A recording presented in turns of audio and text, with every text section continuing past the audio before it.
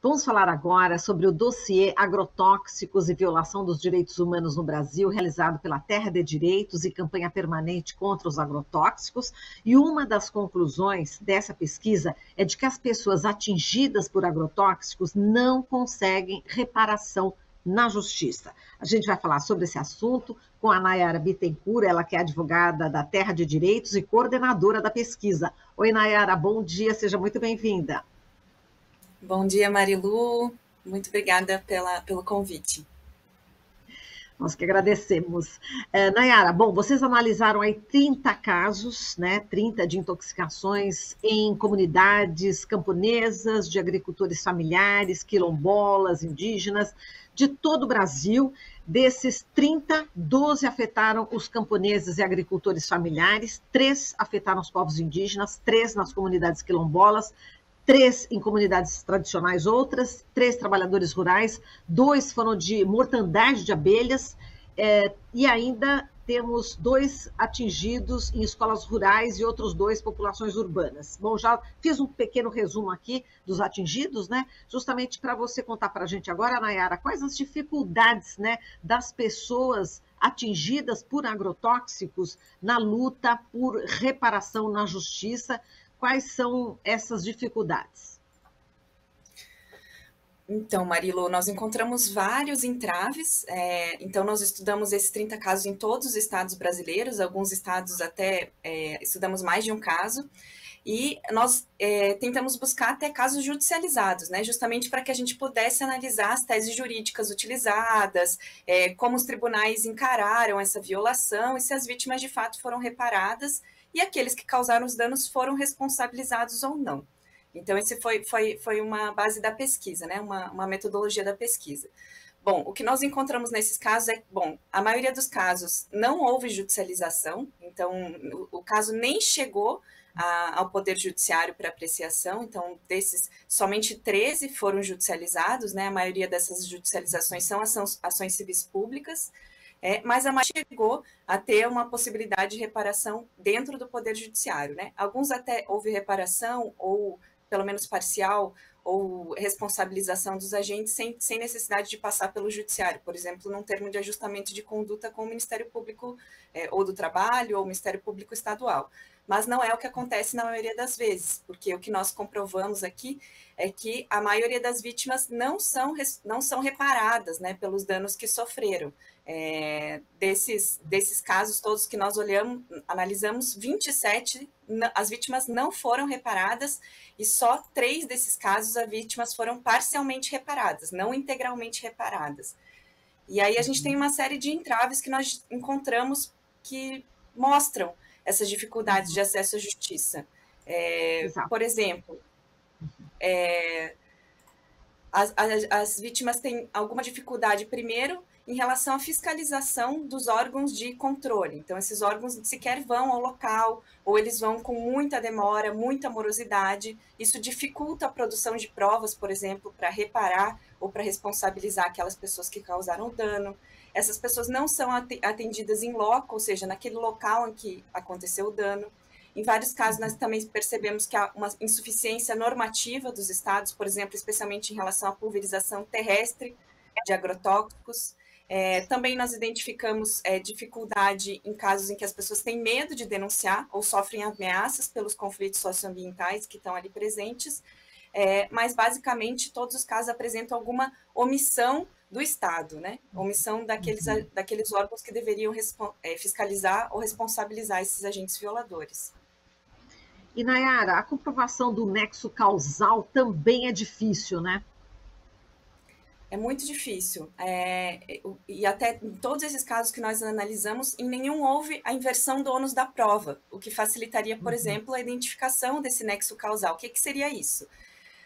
Cabe às vítimas hoje demonstrarem e provarem todos os danos que sofreram. Então, aquela pessoa que já foi atingida, já foi intoxicada, toda aquela coletividade, ela tem que comprovar com laudos técnicos, laudos de saúde, laudos agronômicos, laudos de água, de solo, ou seja, são provas caras, provas difíceis. Isso, hoje, na maioria dos casos que nós analisamos, os juízes consideraram que é a vítima, né, aquela coletividade afetada que tem que provar. E o que nós sustentamos é que deveria ocorrer uma inversão do ônus da prova, ou seja, aquele que causou o dano é que deveria provar que não causou, se é que, né, se ele não causou. Então, e também isso simplificaria essa comprovação do nexo de causalidade, né, do dano e da causa do dano. Então, o que nós percebemos é que essa tese, embora ela seja até respaldada pelo Superior Tribunal de Justiça, na prática, ela não tem sido aplicada nos casos. E, Nayara, chama bastante a atenção de que 70% das contaminações foram decorrentes de pulverização aérea, né? E muitos estados ainda permite, a maioria, né, digamos assim, dos estados brasileiros ainda permite esse tipo de pulverização. Gostaria que você falasse sobre a gravidade, né, dessa forma de se colocar o agrotóxico na terra, nas plantações, e também e o prejuízo, né, que isso causa às pessoas. E temos aí alguns fatos, enfim, bastante já conhecidos da imprensa. Eu queria que você destacasse alguns deles também. Certo. De fato, 21 desses casos, eles são decorrentes de pulverização aérea de agrotóxicos. E aí o que nós percebemos é que essa forma de aplicação, ela tem se apresentado como uma grave violadora de direitos humanos, especialmente direitos humanos coletivos, nessas comunidades rurais, né? Então, ela é uma forma de aplicação que ocasiona com mais intensidade a deriva, né? Ou seja, aquela dispersão de moléculas, de partículas pelo ar, que podem ir para a água, que podem ir para o solo, que vão para a casa das pessoas, e a distância que é garantida para aplicação pelo Ministério da Agricultura, que é de 500 metros, por exemplo, de uma moradia, ela é uma distância insuficiente. Né? Em vários casos, nós percebemos que a distância não foi cumprida ou que havia alguma irregularidade, mas mesmo nos casos em que a distância foi cumprida, de fato, os danos aconteceram. Então, essa é uma medida que necessita maior atenção do poder público nessa forma de aplicação e uma maior regulação. Por exemplo, na União Europeia, desde 2009, não se pode passar agrotóxico por avião. Então, já demonstra que, né, há países já avançados há bastante tempo e nós ainda permitimos com muita flexibilidade. Inclusive, por exemplo, houve flexibilizações normativas nesses últimos anos que diminuíram a distância, por exemplo, para a aplicação da banana, na cultura da banana, ou que também estabeleceram que a distância para aplicação por drone, né, uma aeronave remotamente pilotada, é de 20 metros de uma casa. Essa distância é muito insuficiente, ela não protege nada a população que, de alguma forma, está exposta a agrotóxicos extremamente perigosos. E aí, bom, você pediu que a gente citasse alguns casos, desculpa, Marilu, por exemplo, o caso de Buriti, no Maranhão, foi um caso que ocasionou diversos danos, inclusive em crianças que tiveram intoxicações e problemas de pele, ocorreu mortandade de animais. No caso de Nova Santa Rita, agora no Rio Grande do Sul, no ano passado, também foi um caso bastante emblemático que ocasionou perdas às produções agroecológicas dos assentados. Tem o caso também de Rio Verde, em Goiás. Enfim, inúmeros casos que nós analisamos que, até o momento, não houve uma reparação efetiva a essas pessoas que foram contaminadas. Exato. Inclusive, uma pessoa, uma liderança foi morta justamente por lutar contra esse tipo de pulverização, não é isso, Nayara? Foi a liderança Zé Maria do Tomé, foi um trabalhador rural de Limoeiro, no norte, no Ceará, e ele tinha essa luta emblemática, né? Ele era uma liderança muito aguerrida no combate a essas violações que ele e a sua comunidade sofria. E de tanto denunciar, o Zé Maria do Tomé ele foi assassinado, né, em Limoeiro do Norte, né, justamente as pessoas que mataram o Zé Maria do Tomé não foram responsabilizadas na sua integralidade agora no Ceará, e em decorrência disso até o Ceará aprovou uma lei estadual em 2019 que garante que não se possa passar agrotóxicos por aviões no estado do Ceará. É o primeiro estado do Brasil, pioneiro, e já tem demonstrado com medidas bastante efetivas, né, essa proibição tem reduzido os danos das pessoas que são contaminadas ou intoxicadas pela deriva de agrotóxicos por aviões. Exato. Eu lembro do José Maria do Tomé, enfim, nós fizemos aqui, Nayara, na Rádio Brasil Atual, uma série que se chama Envenenados, já há alguns anos, e um dos capítulos era justamente dedicado ao José Maria do Tomé, contando toda essa tragédia. E a gente pode lembrar que essa pulverização aérea está sendo também utilizada como arma química, né, Nayara? Exatamente, Marilu. Isso é uma preocupação muito grande, e agora com a possibilidade do uso de agrotóxicos por drones, nós também temos visto que os drones também têm sido utilizados como arma química. Nós percebemos até que houve uma utilização de agrotóxicos em drone, inclusive em manifestações de pessoas, né? Inclusive uma manifestação, por exemplo, em apoio ao ex-presidente Lula, houve uma passagem de agrotóxico por drone. Ou seja, são instrumentos que têm sido utilizados como expulsão territorial, amedrontamento das comunidades, ameaças, e isso é bastante grave, né? A gente não tem percebido que o poder público tem adotado uma postura mais enérgica para coibir esse tipo de ameaça, esse tipo de violação a essas comunidades. Exato, estava vendo aqui o dossiê, né, Nayara, e chama a atenção que até o maracujá sumiu.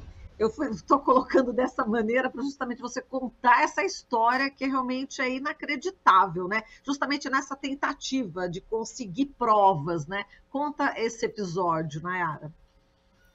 Esse é um episódio que ocorreu em Nova Santa Rita, né, um caso que a gente já mencionou aqui, no Rio Grande do Sul, em que o Ministério da Agricultura coletou algumas amostras, né, de culturas que foram afetadas pela prática da deriva, né, da pulverização aérea de agrotóxicos lá em Nova Santa Rita. Então, coletou uma série de amostras dos assentados, né, que comprovariam, por exemplo, que tipo de agrotóxico foi utilizado, qual era a quantidade, enfim, comprovaria, justamente faria o que a gente conversou, né, do nexo de causalidade, né, seria a prova viva, por exemplo, em que houve aquela contaminação. E aí a gente já tem vários problemas. Nesse caso, por exemplo, o Ministério da Agricultura demorou para fazer essa fiscalização em loco, nessa comunidade, inclusive fez depois da ocorrência de chuvas, né, demorou pelo menos 2 semanas para fazer essa fiscalização, coletar essas amostras, e quando elas foram coletadas, por exemplo, elas foram enviadas por um laboratório em Goiás. Só que o laboratório de Goiás, né, que é credenciado pelo Ministério da Agricultura, disse que não poderia coletar, fazer todas as análises de todos os agrotóxicos que estariam presentes nessa amostra de maracujá. Bom, então ele foi enviado para outro laboratório, depois para outro laboratório credenciado do MAPA, ou seja, passou por 3 laboratórios, e essa amostra de maracujá no meio do caminho foi perdida. Ou seja, a gente perdeu uma prova extremamente relevante, né, uma prova que foi coletada ali no local e que não pode ser substituída, porque já passou o tempo, né, não tem mais a qualidade da prova. Isso foi por uma dificuldade de fiscalização e das devidas diligências, né, que o poder público deveria tomar nesse caso. E, Marilu, esse caso de Nova Santa Rita é um caso que teve acompanhamento jurídico exemplar. Então, tinha advogados lá que têm um conhecimento jurídico e profundo sobre o tema que não acontece na maioria dos casos. E nós nos perguntamos, imagina os casos em que não há assessoria jurídica qualificada, como foi no caso de Nova Santa Rita. Exato.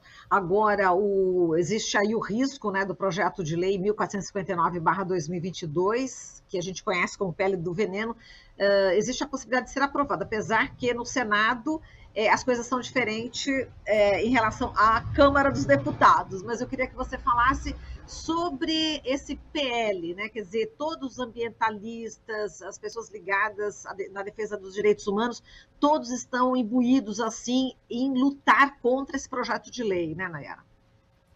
De fato, esse projeto é uma preocupação já de longos anos, né, da sociedade civil, mas de instituições de pesquisa, inclusive de instituições do próprio sistema de justiça, Ministério Público do Trabalho, vários ministérios públicos estaduais, Ministério Público Federal, Defensoria Pública da União, a Brasco, a Fiocruz, né? Inclusive a própria Anvisa e o IBAMA já se manifestaram contrários às mudanças que pretende o projeto de lei, né, que nós chamamos de pacote do veneno.